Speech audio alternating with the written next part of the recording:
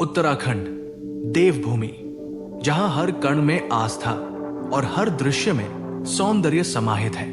इस पवित्र भूमि का एक अनमोल रत्न है रुद्रप्रयाग। अलकनंदा और मंदाकिनी नदियों के संगम पर बसा ये स्थान केवल धार्मिक महत्व नहीं रखता, बल्कि इसकी अद्भुत प्राकृतिक सुंदरता और समृद्ध संस्कृति हर यात्री का मन मोह लेती है। आज हम आपको रुद्रप्रयाग की एक ऐसी यात्रा पर ले चलेंगे जहां प्रकृति, धर्म और जीवन शैली का अनोखा संगम देखने को मिलेगा। रुद्रप्रयाग उत्तराखंड के गढ़वाल क्षेत्र में स्थित है और समुद्र तल से लगभग 895 मीटर की ऊंचाई पर स्थित है।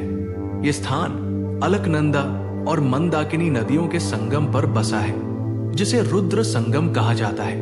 यहाँ की घाटियां, हरी भरी पहाड़ियां और शांत बहती नदियां इसे प्रकृति प्रेमियों के लिए स्वर्ग बनाती है।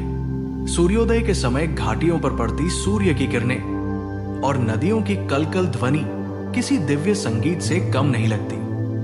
स्कंद पुराण केदारखंड में इस बात का वर्णन पाया जाता है कि द्वापर युग में महाभारत का युद्ध समाप्त होने के बाद पांडवों द्वारा कौरव भ्रातृ हत्या के पाप से मुक्ति पाना चाहते थे, जिसके लिए पांडवों को भगवान शिव का आशीर्वाद चाहिए था।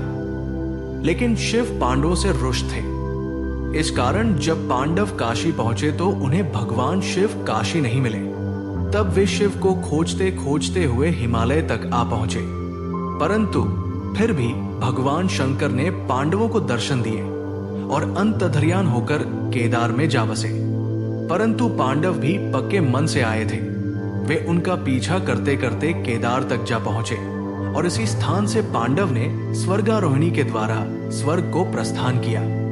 वहीं एक अन्य प्रसंग में रुद्रप्रयाग में महर्षि नारद ने भगवान शिव की एक पाव पर खड़े होकर उपासना की थी, जिससे प्रसन्न होकर भगवान शिव ने महर्षि नारद को रुद्र रूप में यहाँ दर्शन दिए और महर्षि नारद को भगवान शिव ने संगीत की शिक्षा दी, वह पुरस्कार स्वरूप वीणा भेंट कर। माना जाता है इसी कारण ही इस जगह को रुद्रप्रयाग कहा जाने लगा।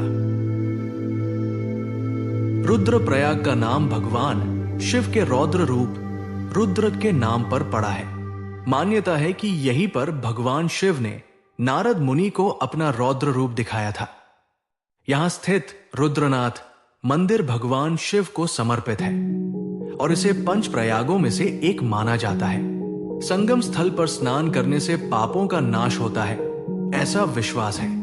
रुद्रप्रयाग से केदारनाथ धाम जाने का मार्ग भी शुरू होता है, जो इसे धार्मिक रूप से और भी महत्वपूर्ण बनाता है। रुद्रप्रयाग से अगस्त्य मुनि की दूरी 18 किलोमीटर है। ये समुद्र तल से 1000 मीटर की ऊंचाई पर स्थित है। ये मंदाकिनी नदी के तट पर स्थित है। ये वही स्थान है जहां ऋषि अगस्त्य ने कई वर्षों तक तपस्या की थी। इस मंदिर का नाम अगस्तेश्वर महादेव ने ऋषि अगस्त्य के नाम पर रखा था।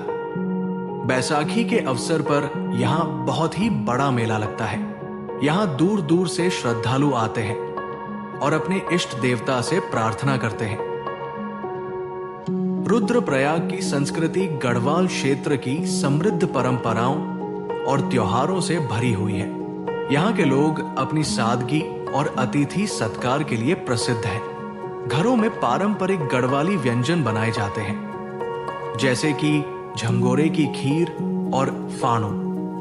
यहाँ के लोग कृषि और पशुपालन पर निर्भर हैं और त्योहारों के दौरान यहाँ की लोक नृत्य और संगीत की परंपरा जीवंत हो उठती है।